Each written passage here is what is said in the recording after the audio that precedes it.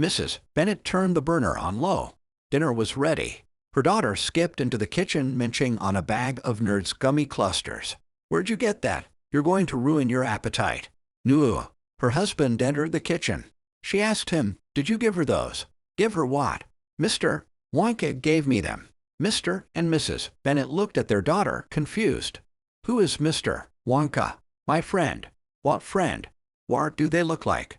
"He has funny hair and wears a mask."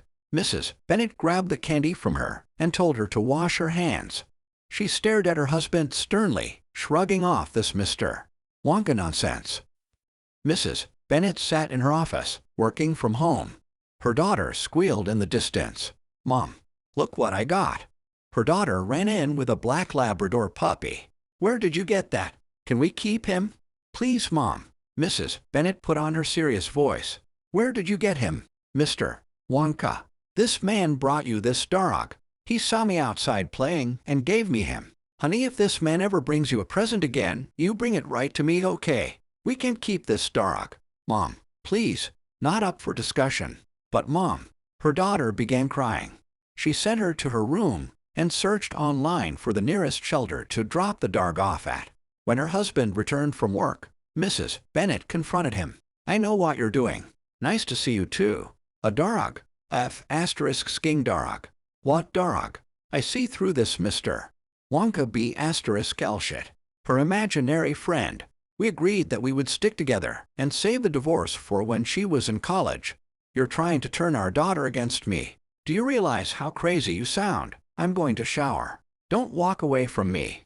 Mr. Bennet walked away, avoiding another nasty fight with his wife. Mrs. Bennet rubbed her temples, struggling to focus on work. "Mom."